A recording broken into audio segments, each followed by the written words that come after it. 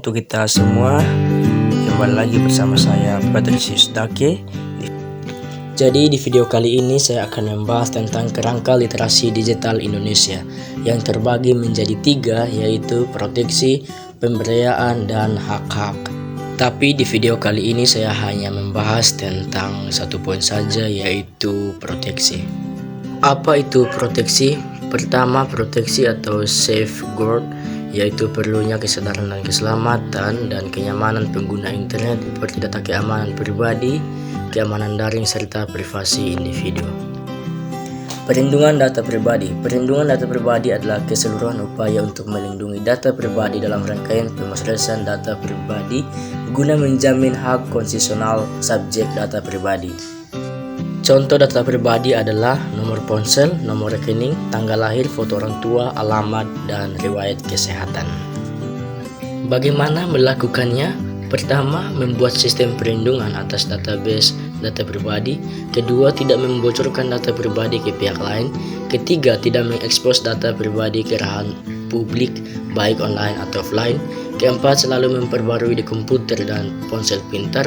5. Mengedukasi seluruh pihak tentang perlindungan data pribadi. Kenapa hal tersebut penting? Jadi jika data pribadi tersebut jatuh ke tangan yang salah, maka bisa saja digunakan untuk melakukan tindakan seperti pencurian identitas atau penipuan. Tools yang bisa dipakai atau berupa alat bantu situs, software, atau aplikasi yang digunakan untuk memantau, melaporkan, optimasi hingga mengevaluasi aktivitas online. Ada beberapa tools yang bisa dipakai yang sudah saya cantumkan di slide tersebut. Kita lanjut ke bagian kedua, yaitu keamanan daring. Apa itu keamanan daring? Keamanan dunia maya adalah praktik melindungi sistem komputer dari serangan dunia maya. Ini mencakup segala macam hal, mulai dari pengelolaan kata sandi hingga alat keamanan komputer yang didukung dengan pembelajaran mesin. Contoh keamanan daring. Yang pertama, keamanan saat jual. Yang kedua, keamanan melakukan transaksi perbankan. Yang ketiga, keamanan menyimpan data-data, dokumen, foto, dan sejenisnya secara daring. Bagaimana melakukannya? Pertama, menyimpan data secara offline. Kedua, rutin melakukan backup. Ketiga, browsing dengan aman. Atur password yang kuat. Kelima, mengaktifkan autentikasi. Keenam, periksa koneksi Anda. Ketujuh, mengenkripsi. Kedelapan, tidak sembarangan mengklik tautan melalui email. Kenapa penting? Tentu saja sebab adanya pemahaman soal keamanan daring, siapa saja dapat dirugikan, misalnya menjadi korban penipuan ketika bertransaksi daring. Tools yang bisa dipakai. Warganet sebaiknya selalu melengkapi komputer maupun gawainya dengan aplikasi antivirus seperti yang tercantum dalam slide tersebut. Kita masuk ke pembahasan berikut, yaitu tentang privasi individu. Apa itu privasi individu?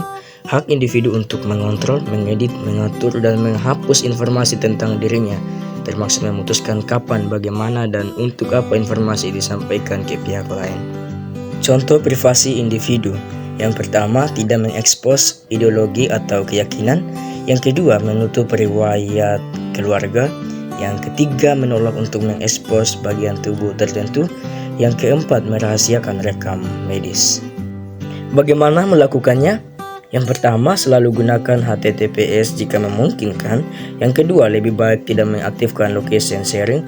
Yang ketiga, ajari anak-anak dan remaja mengenai batasan wilayah privasi. Yang keempat, hindari mengekspos data pribadi atau hal-hal sensitif menyangkut diri ke internet atau medsos. Yang kelima, menjaga kerahasiaan password. Yang keenam, jangan biarkan orang lain bisa melacakmu. Yang ketujuh, menolak ajakan foto telanjang atau setengah telanjang oleh teman online atau offline.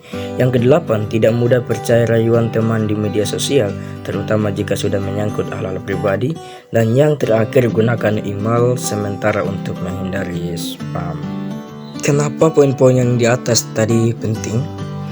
Karena privasi individu sangat penting untuk dihargai, sebab membatasi kekuatan di luar diri manusia untuk melakukan penekanan atau kontrol atas kehidupannya. Apabila privasi individu dilanggar, maka kehormatan dan haknya sebagai manusia otomatis terlanggar juga. Semua rahasia atas dirinya bisa dikuasai oleh pihak lain, sehingga keselamatannya pun ikut terancam. Tools yang bisa dipakai.